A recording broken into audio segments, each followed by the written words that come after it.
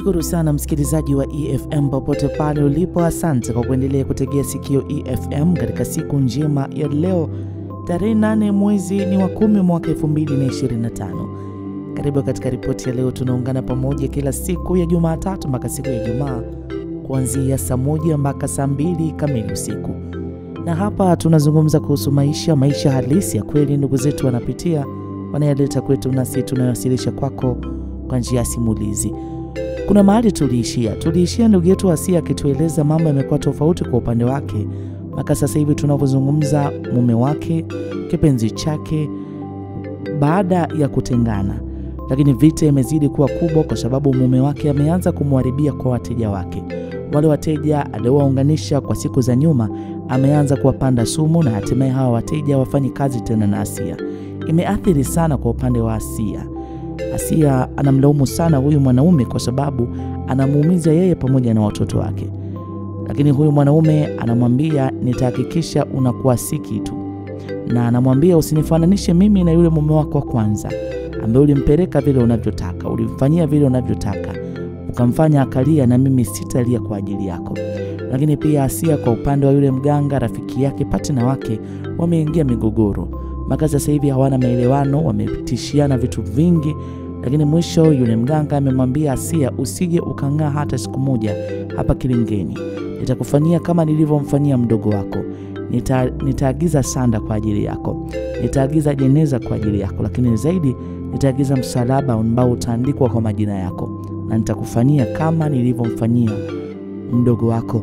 Sasa hivi Asia amejikuta yuko mwenyewe, mtoto ameshachukuliwa, amejikuta yupo katika hali ya kuchanganyikiwa. Karibu sana katika siku njema ya leo msikilizaji, na tusogee mbele zaidi tuyasikie haya ndugu yetu mpendo wetu anaitwa Asia akishia pamoja nasi. Asia anasema mimi katika maisha yangu nimejifunza vitu vikubwa sana. Ziko nyakati katika maisha unajikuta uko peke yako. Ndio, unajikuta uko peke yako. Unakuta hakuna mtu anakutafuta kukutaka kwako chochote. Sio kwamba huna kitu cha kutoa, lakini watu hawataki tena vitu vyako. Tazama mimi. Asia anasema kwa kupitia tabia yangu ya kusema sana pale ninaposaidia mtu, hata yule ambaye hana hakutaka chochote kutoka kwangu.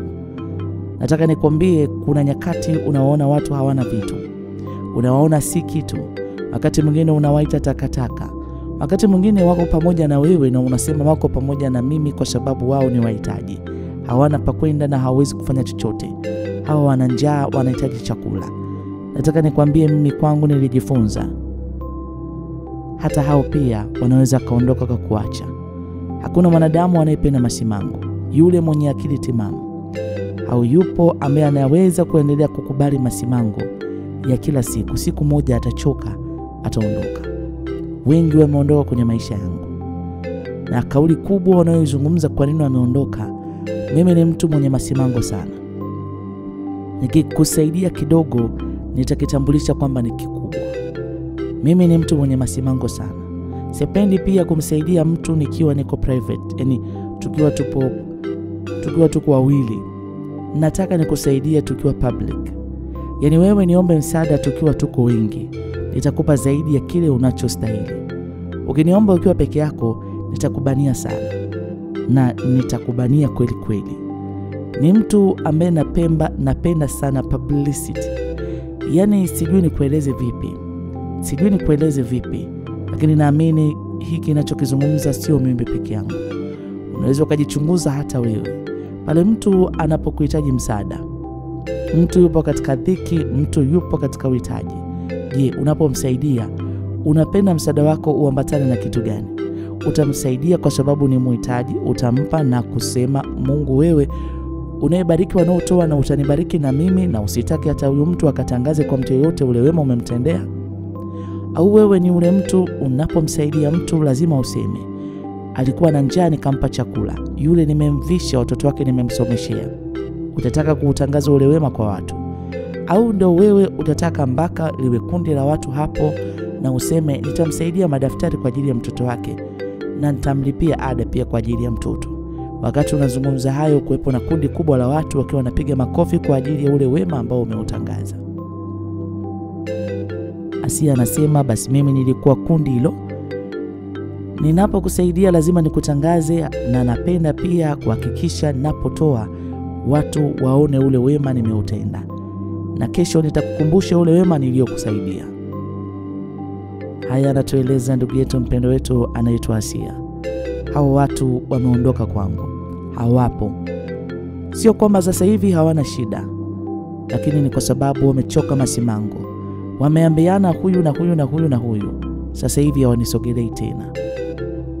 Asia anasema katika maisha yangu pia nimejifunza ziko tabia ambazo zitawakimbiza watu kwenye maisha yako.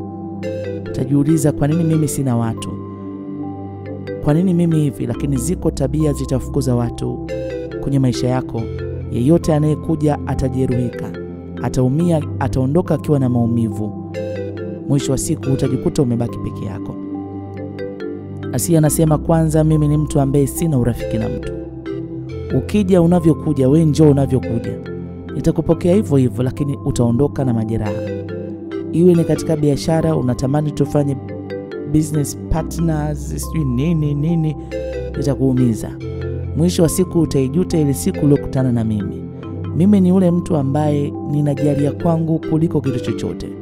Kwa lugha nyingine, mimi ni mwanamke binafsi kuliko kawaida. Siku zote najali kuhusu mimi. Najijali mimi zaidi kuliko mtu mwingine yeyote. Kwangu yeyote aliyo mbele yangu mimi umuona si chochote na nitakataka tu kwangu. Ni nani kwanza huyu? Atanisaidia nini? Aende zake. Niongee naye, naongea naye nini? Nipoteze dakika zangu 5 kuongea na yule mpuzi, ana pointi gani? Hizi ndizo zilikuwa dharau zangu, na kujiona mimi ndo na point na akili nyingi, yule ataniambia nini? Labda niketi na wale watu ambao wana nafasi kubwa kimaisha. Kwa hapo nitaona sawa. Asia anasema mimi ni Asia. Mimi ninajitambulisha kwa tabia zangu. Ninajitambulisha kwa uhalisia wangu ambao uko ndani. Na hata sasa nipo katika nyakati ambazo ninataka niendelee kupambana hata katika kipindi kama hiki. Asia anasema, nakumbuka sana namna ambavyo biashara yangu ilizidi kudhoofika, na mtu ambaye anaidhoofisha biashara yangu ni mume wangu, ambaye ana kisasi na mimi. Amekataa watoto, lakini nimemwambia unaye mtoto wako. Ninamsihi na kumtaka akafanye DNA ili athibitishe, lakini amezidi kusema sijawahi kupata mtoto na wewe. Kwa nini ananiharibia kazi? Kwa nini ananiharibia ugali wangu? Huyu ni mtu hatari sana, hatari sana. Asia anasema, nakumbuka siku moja ameshaniharibia sana huyu mwanaume sana. Nilimchukua mtoto wangu, huyo mtoto wa mwisho. Sasa utahesabu watoto ambao ninao mimi. Nina watoto 2 ambao nilizaa na mume wangu. Wakati naondoka kwa mume wangu, nilimwambia mume wangu yule mtoto wa pili sio wa kwako. Kwa hiyo niliondoka na yule mtoto nikaja kwa mwanaume huyu wa pili. Kwa hiyo nina watoto wa kwanza 2. Nina watoto wengine 2 ambao mtoto huyu mmoja ndio huyu ambaye ndugu wamemchukua.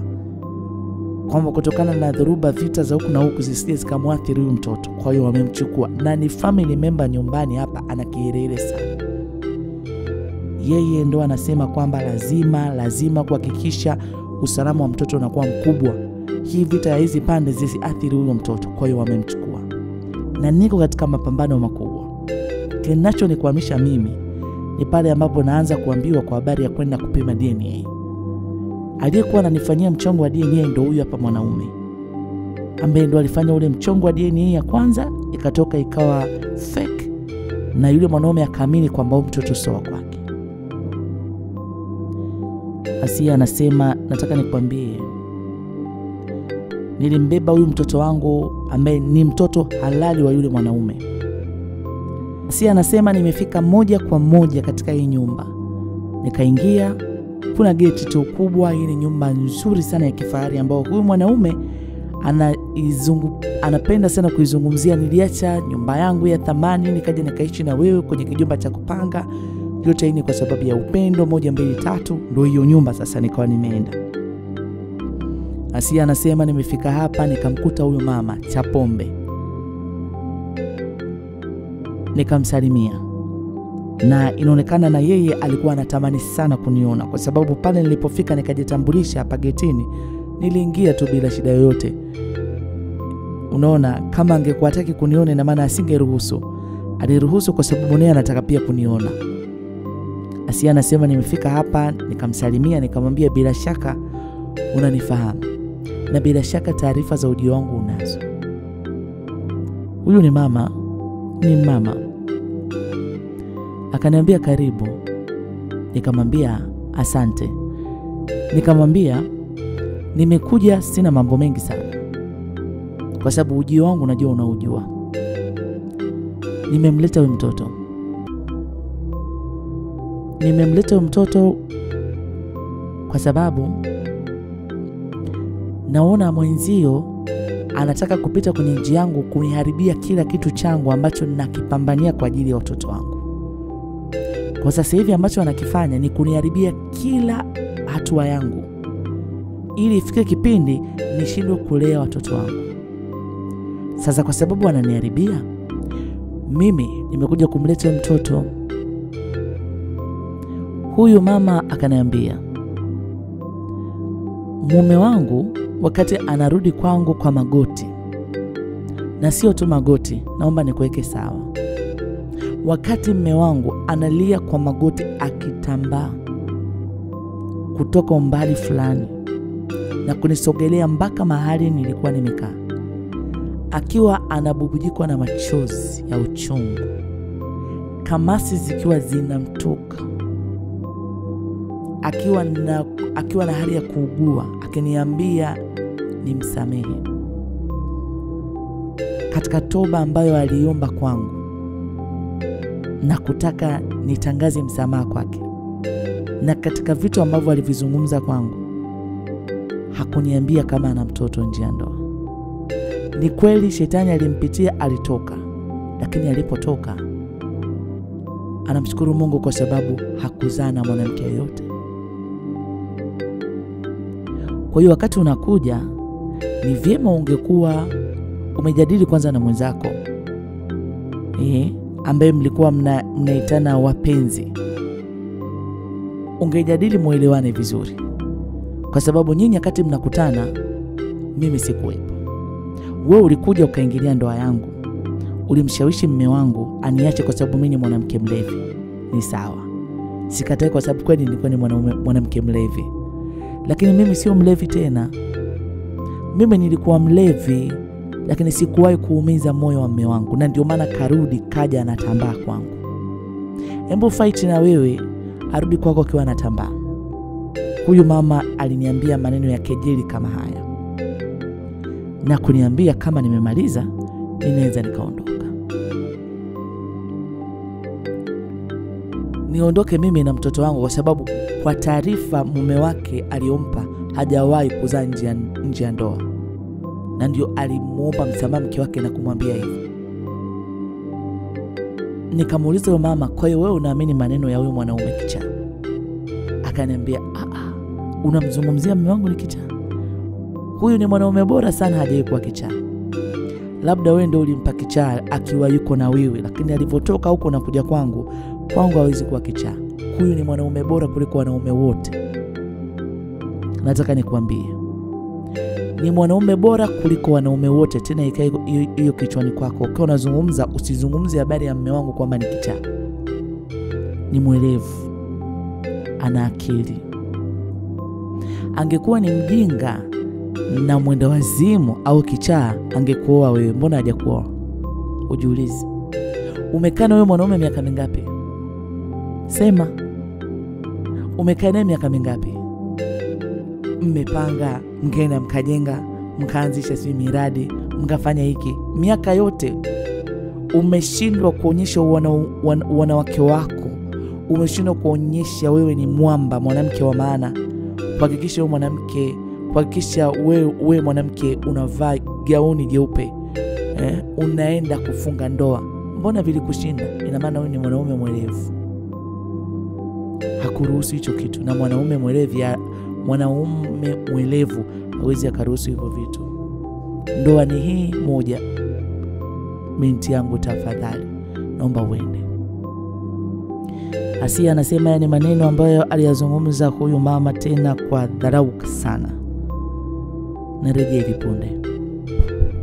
Haya, anatueleza ndugu yetu mpendo wetu rafiki anaitwa Asia. Asia anasema ilikuwa ni vuta ni kuvute kati ya mimi pamoja na huyu mke mwenzangu, maana sasa nikitumia lugha ya mke mwenzangu itakuwa na maana zaidi. Aliniambia sihitaji ugomvi na wewe,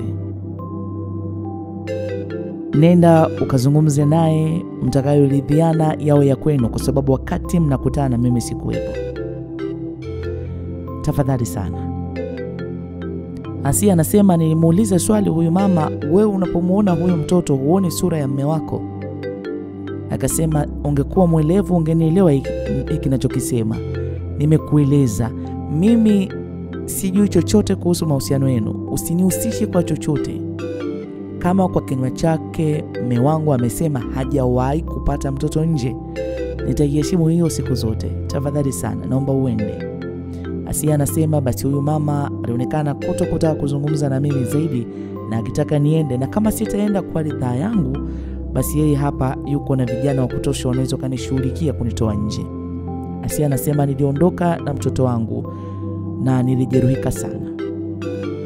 Kwa nini naumia sana? Kwa sababu huyu mwanaume amezidi kuniharibia sana kazi zangu, na yeye anaendelea vizuri, yeye anaendelea kuwa na amani, lakini upande wangu mimi ananivurugia. Nyakati hizi ni nyakati ambazo niko peke yangu, nikiitwa kwenye vikao sitaki kwenda vya kifamilia, kwa sababu wanachojua ni kuniataki, wanachofurahia ni anguko langu. Alikuwa anajifanya hiki, sasa hivi hiki kiko wapi sasa hivi? Biashara zake nasikia zinayumba, na kila ninapojitahidi hiyo kauli isitamkwe kuhusu mimi, ndivyo ambavyo mambo yangu pia yanazidi kuharibika. Asia anasema nayakumbuka haya katika safari yangu ya maisha. Nakumbuka haya sana katika safari yangu ya maisha. Nilipata wazo la kumpeleka huyu mwanaume ustawi wa jamii. Nienda ustawi wa jamii huko nikapate msaada. Nilienda na kueleza kile ambacho kinanisibu, na hata kutaka huyu mwanaume aitwe na afanye wajibu wake. Asia anasema mwanaume huyu alipewa taarifa na kuhitajika kufika pale ustawi wa jamii. Lakini huyu mwanaume alinipigia simu na kuniambia, Asia, unataka kuendelea kujidhalilisha? Nitaenda kufungua mafaili yako yote. Tazama, utawatazama hata hao watu ambao wamejitoa kukusaidia, utawatazama vipi? Wakati unafanya mambo mengine naomba ujifikirie sana.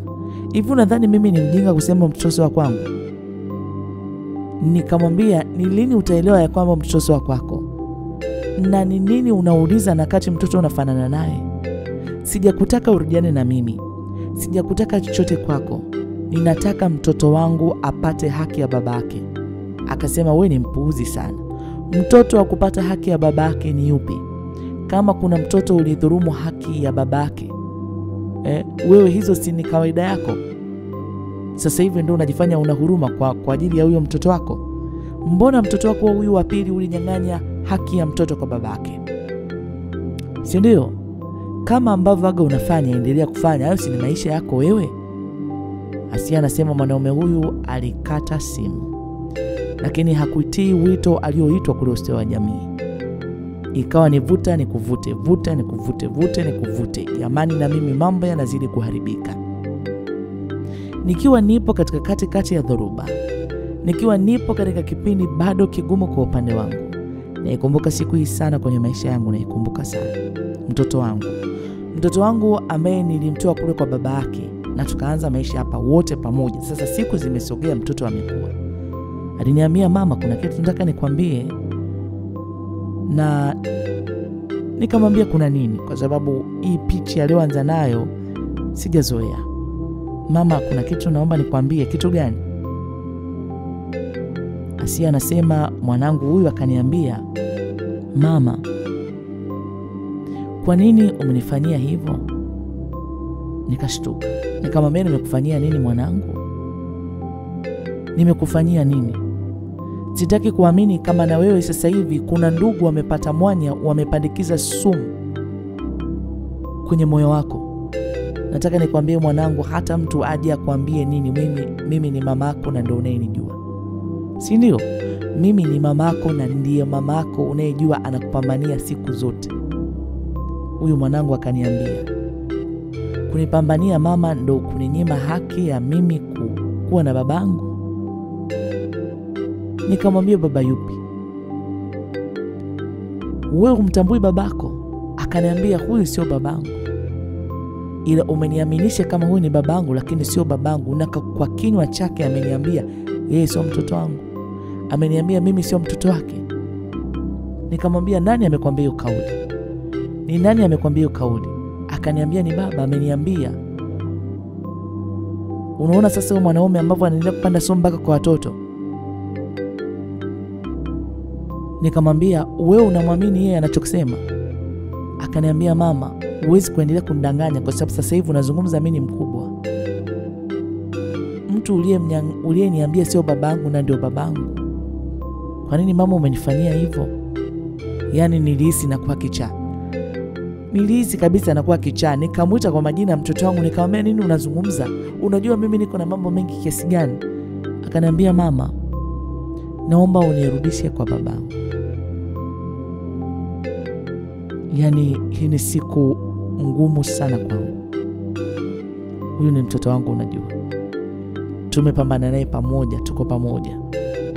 Mtoto anasema ametambua ukweli, anataka nimrudishe kwa babake, na huku akiniambia kama hutanirudisha nitaenda mwenyewe kwa sababu ninamjua baba yangu na hawezi kuacha kunipokea kwa sababu mimi ni mtoto wake. Basi anasema, nataka nikwambie sikuamini. Yaani hata wale watoto ambao nimewabeba tumboni mwangu wanataka kuniacha. Hii nikajifunza kwangu kitu kikubwa sana. Nataka nikwambie, ukiwa na ubaya ndani, nataka nikwambie ukiwa na uovu ndani, unaweza ukadumu na hiyo hali kwa muda mrefu, lakini ziko nyakati hata wale usiowategemea, unaoamini wao watakaga upande wako siku zote, kuna siku hawatakuwa upande wako. Na ni kwa sababu ya tabia zako, ni kwa sababu ya mwenendo wako na roho yako mbaya. Watu watakuacha, watu wataondoka na utabaki peke yako. Mimi anavyoniambia huyu mtoto wangu, nilikuwa natetemeka. Namwambia, nani amefanikiwa kuujaza moyo wako sumu? Na ananiambia, sio kuujaza moyo wangu sumu, huo ndio ukweli. Wewe ndio mama umejaza watu sumu. Nikamwambia, kwa nini unazungumza sauti hii kwa mimi mama yako? Akaniambia, mama, sitaki kuendelea kudanganywa tena. Umenifanyia ukatili mkubwa sana kunitenganisha na babangu. Hukupaswa kunidanganya. Hukupaswa kunifanyia hivyo. Mimi ninamtaka baba yangu sasa. Asia anasema, huyo mtoto ambaye umeenda kumpeleka kwa baba mwingine na umemwaminisha kwamba ndio babake, alafu yule baba anakuja kumkana na kumwambia, mimi sio babako, babako ni yule. Mtoto anavurugika akili, mtoto anavurugika, anachanganyikiwa. Asia anasema, huu kwangu niliona ni ukatili mkubwa sana nimefanyiwa, na hata sasa bado moyo wangu haujasema kwamba sosi haya yote ni mimi. Ninatakiwa nirekebishe mwenendo wangu, njia zangu, nikubali kama nilikosea. Lakini bado naona ni watu wanataka kuniangusha. Ni watu wanataka kuniona nikibaki peke yangu kwa sababu wanataka kuona anguko langu, na sitaruhusu kitu kama hicho. Nini kinaendelea kwa mtoto wangu? Kwa nini azungumze maneno haya kwangu mimi mamake? Asia anasema, anakuja kugundua yule baba amejaza sumu kwa huyu mtoto isiyokuwa ya kawaida sana sana. Na amemwambia, ukiwa unahitaji msaada wote nitakusaidia. Mimi si babako halali. Babako halali ni yule ambaye mama yako alimkataa. Haya anatueleza ndugu yetu mpendo wetu anaitwa Asia. Asia anasema, nataka nikwambie, ziko nyakati hakuna njia utapita itakuwa salama. chochote utakachokishika hakitashikika, chochote utakachokifanya hakitafanyika. Ndio mimi katika hizi nyakati, kila mtu anasogea mbali nami. Asia anasema, nataka nikwambie, huyu alikuwa ni mtoto anazungumza hayo, lakini hakuwa amepata nafasi kuzungumza na yule baba yake ambaye ni baba yake halali, ambaye mimi kwa kupitia kinywa changu nilithibitisha na kwa DNA kwamba mtoto yule hakuwa wa yule baba. Vikao vya kifamilia vilikalika mpaka huyu mtoto anaagwa, kwamba mwenzetu alikuwa anakaa na huyu mtoto akijua ni wa kwake, lakini mtoto sio wa kwetu. Kwa hiyo rasmi sasa hivi tunamrejesha mtoto kwa familia yake. Leo hii mimi nawezaje kwenda kusema jamani nilikengeuka, jamani nilipitiwa, huyu mtoto ni wa huyu baba? Moyo wa huyu baba kumrejesha tena huyo mtoto, kumbeba kama mtoto wake, ataubeba vipi? Na mimi sasa hivi kwa level nilizokuwa nimefika kimaisha, nilikuwa nimefika level za juu. Yule mwanaume yeye aliendelea na maisha yake huko, na ni mwanaume ambaye mimi nilipotoka sikuwahi hata kuona huruma wala kujali lolote. Niliona tu nina nafuu kwa sababu nimetoka katika yale mateso, nimetoka katika mahangaiko. Kuishi na mwanaume mlevi, kwanza amenipotezea muda wangu. Asia anasema hii kwangu ilikuwa ngumu. Angalia, huku yule baba amegoma kwenda ustawi wa jamii, huku nikifuatilia biashara inayumba, huku ndugu wananiataki kwa sababu wanasema kuna vitu na vijua, na ndio maana sitaki kutoa ushirika kwa ndugu tukae tuzungumze. Mambo yamevurugika. Asia anasema, nilimplizi sana mwanangu na kumwambia mimi ni mama na siwezi kuzungumza uongo. Mtoto ananiambia bado mama unanidanganya.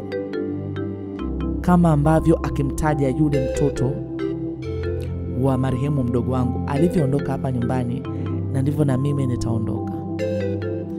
Hautaniona mama. Mwanangu alinitamkia haya maneno kwa sababu naendelea kuongopa, na akiniambia mama utaongopa mpaka lini? Lini umewaza kuacha kuongopa? Nikamwambia mwanangu, nini unakijua kuhusu mimi? Nini mwanangu unachokijua kuhusu mimi?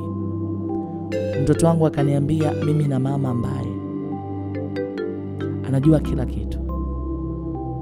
Mimi na mama ambaye hakubali kushindwa. Mimi na mama ambaye anaweza kaongea chochote hata jali madhara yake, ili mradi anachokitaka kifanikiwe. Haya ni maneno ananiambia mtoto wangu wa pili.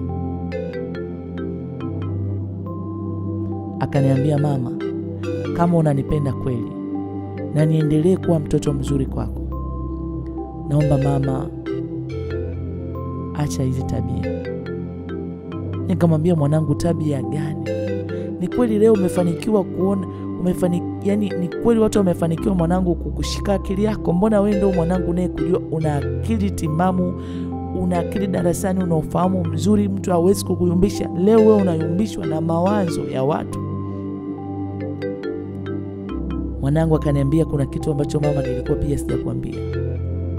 Wewe ni mtu ambaye mara zote unatupia wengine lawama.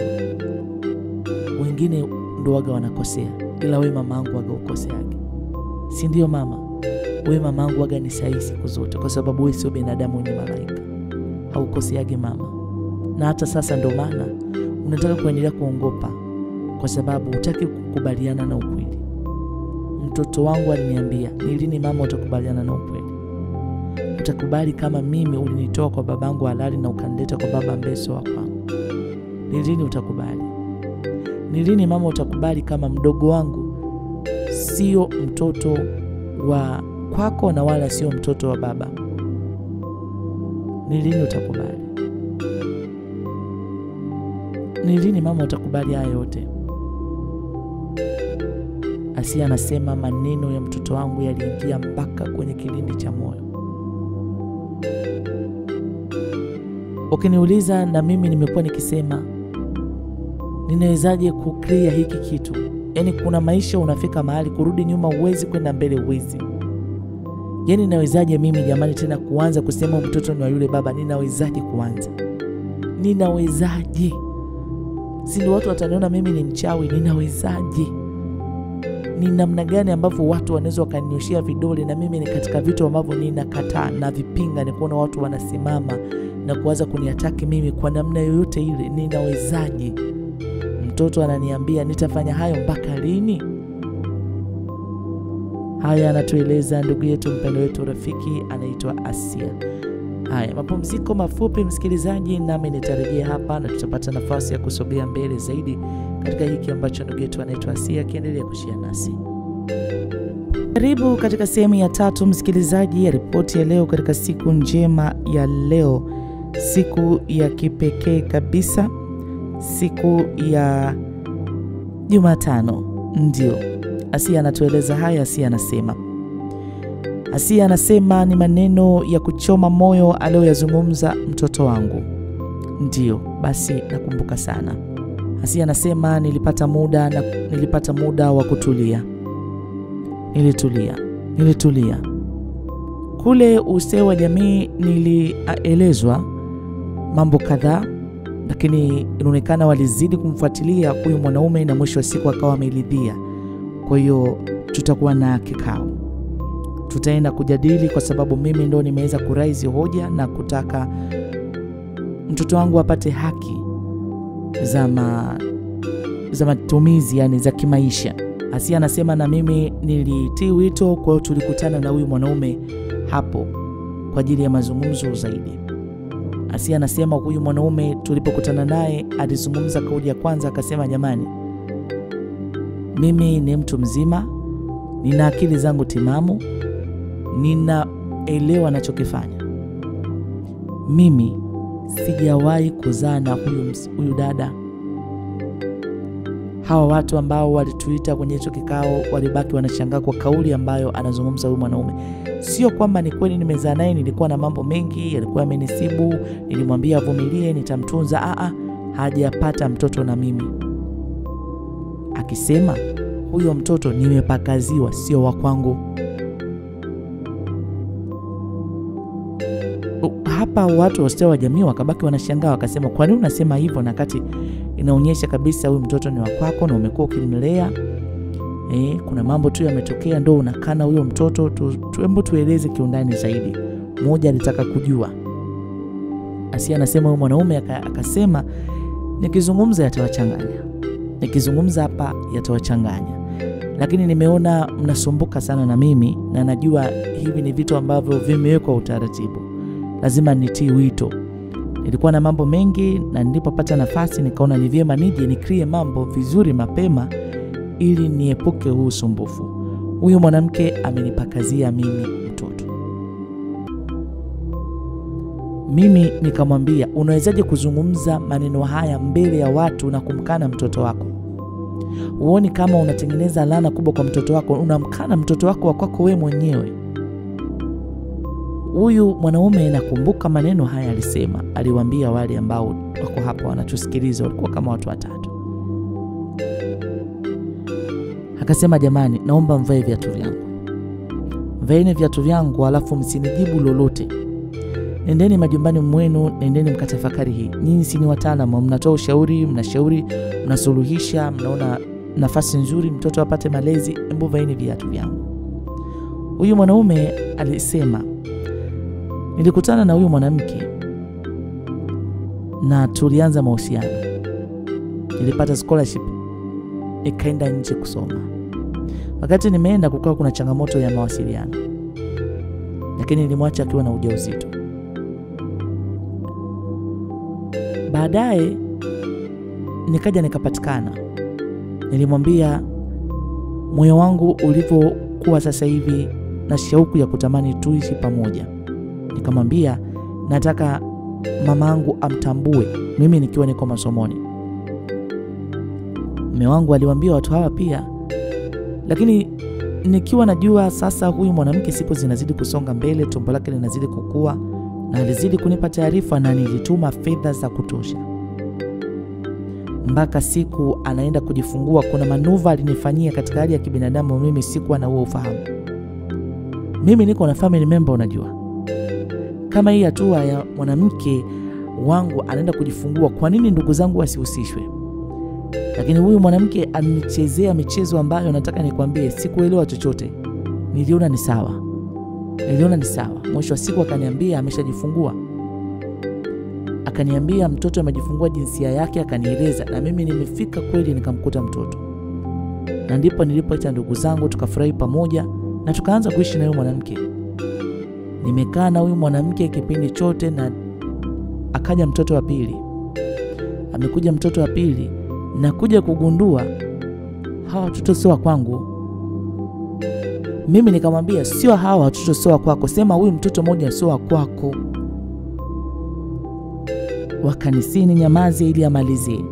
Akasema sasa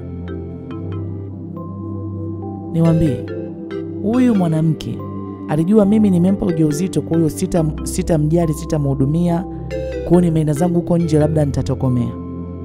Kwa hiyo aliamua kutoa ujauzito wangu mapema sana baada ya kuona mimi mawasiliano yamedhoofu. Lakini alivyoona nimerudi na natangaza habari za ndoa, natangaza habari za kumkutanisha na mamangu, natangaza kwamba niko serious na yeye, lakini alikuwa ameshatoa ujauzito. Na akajua kabisa kinachonifanya mimi niwe na shauku na kutaka kuanza maisha na yeye ni kwa sababu ya ujauzito. Kwa nini alichokifanya? Alikuwa na mdogo wake ambaye alikuwa ni mjamzito. Na huyo mdogo wake mjamzito walikuwa katika kipindi kimoja, wametofautiana kidogo. Alichofanya ni kulea ujauzito wa mdogo wake na kumshawishi mdogo wake atakapojifungua ampe mtoto. Na ndio mimi nikamkuta mtoto ambaye ananiambia ni wa kwake, kumbe ni mtoto wa mdogo wake. Na nimemlea huyu mtoto kwa miaka mingapi? Akiniuliza, nimemlea huyu mtoto, ni mtoto wangu. Mtoto amekuwa, nimemsomesha, kila hitaji nimefanya. Veni viatu vyangu. Mimi ni mwanaume mwenye moyo uliopigwa ganzi kiasi gani? Mtu mwenye kuweza kunichezea sarakasi kama hizi na uovu mwingi ambao ameufanya. Mimi nina uthibitisho 100% mtoto sio kwangu, ila anazidi kunitumia mimi kama chambo. Sitaki kuzungumza mengi kwa sababu mengi nikiyazungumza hapa huyu mwanamke hamtamsikiliza hata sekunde, mtamuogopa. Mtaona huyu ni shetani. Kwa nini nimewambia haya? Ninawaambia haya kwa sababu ni mambo ambayo yameumiza sana. Huyu ndo alikuwa chanzo cha mimi kuharibu ndoa yangu. Niliondoka kwa mwanamke wangu na nikaenda kukaa na yeye. Walinihisi familia nimechanganyikiwa, lakini niliangalia yeye kwa sababu alionyesha nia ya kuwa na mimi. Lakini alikuwa ananirubuni, alikuwa anachezea hisia zangu. Hakuna kitu nimekosa kumpa huyu mwanamke. Asia anasema huyu mwanaume alitaja hadi gari ya thamani alinunulia. Akasema niliamua kumpa gari ya thamani ya ndoto yake.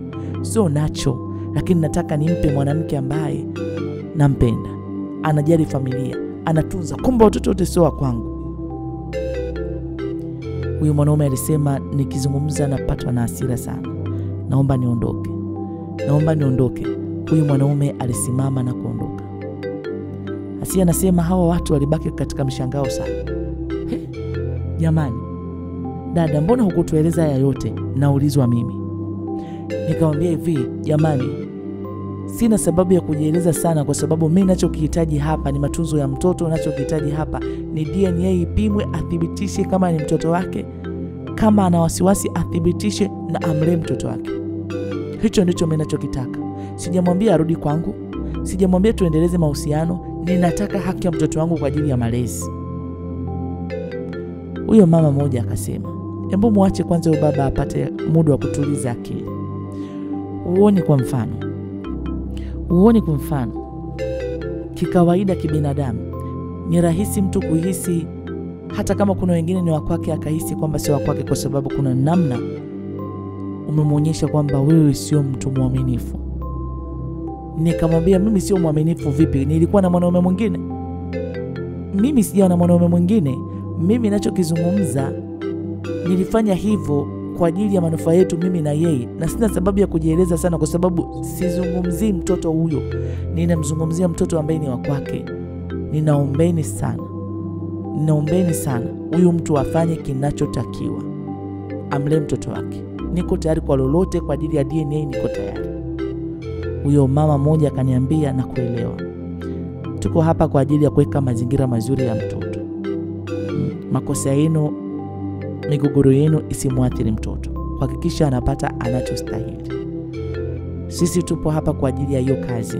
Tunakuahidi tutazidi kulifuatilia hili na tutazidi kuongea na huyu mwenzako ili mwisho wa siku tupite kwenye njia sahihi ambayo itatufikisha katika suluhisho ambalo litakuwa na manufaa kwa mtoto.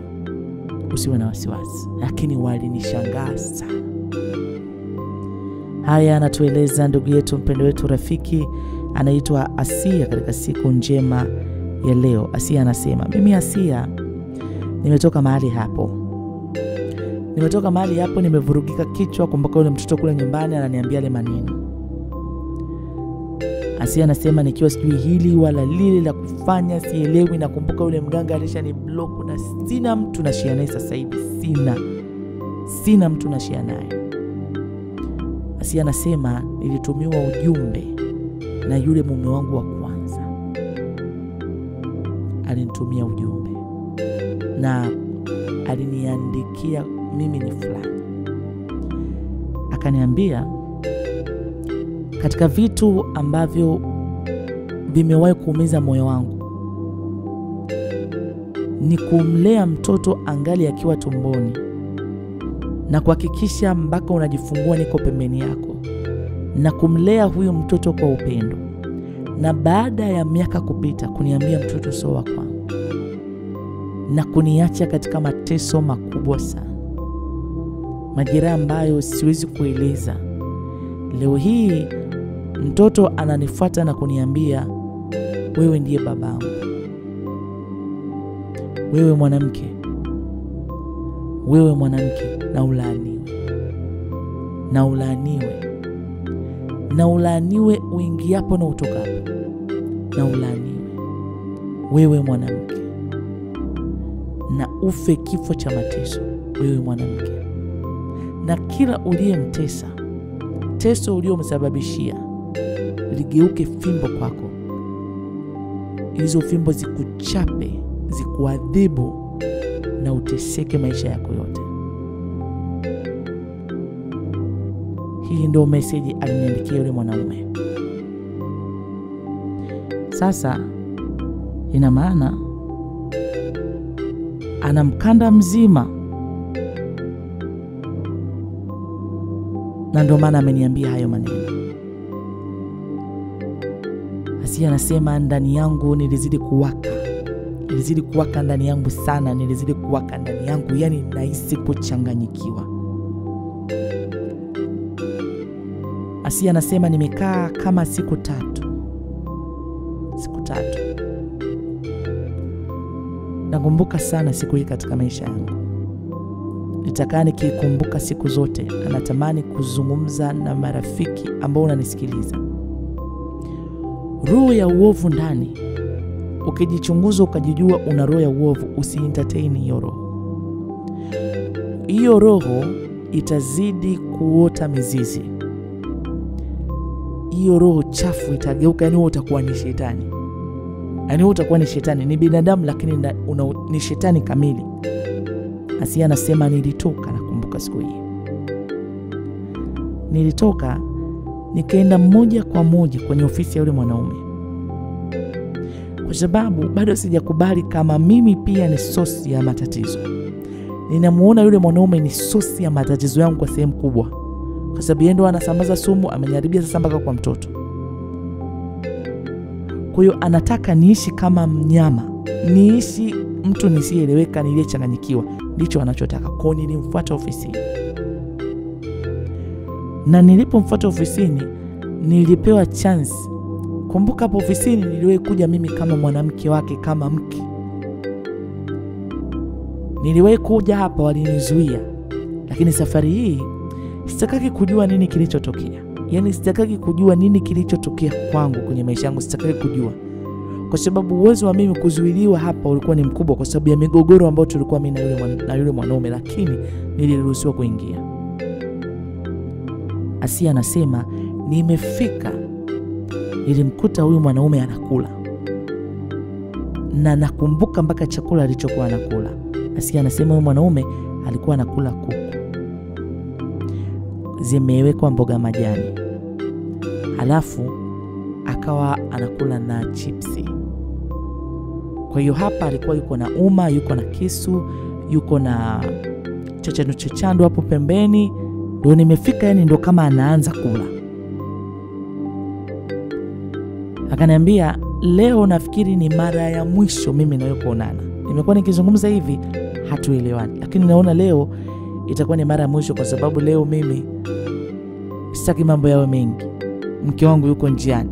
Wakati unakuja nikasema sababu mke wangu naye nasikia umekuja hapa mlangoni, umekuja hapa unaniulizia, nikasema huyu muache. Hebu mke wangu aje uzungumzie naye, pengine naye anaweza kukusaidia, kwa sababu ninachoona kama umechanganyikiwa. Na sasa hivi sifanye maamuzi yoyote. Mke wangu ndo anaamua kila kitu kuhusu maisha yangu. Mimi ni mume ambaye nimerudi kwenye ndoa yangu. Ninaomba ukae, utulie. Akija, hebu unaweza ukazungumza, pengine unawezungumza na mimi akakuelewa, kwa sababu mimi waga sikuelewi. Asia anasema basi ninayakumbuka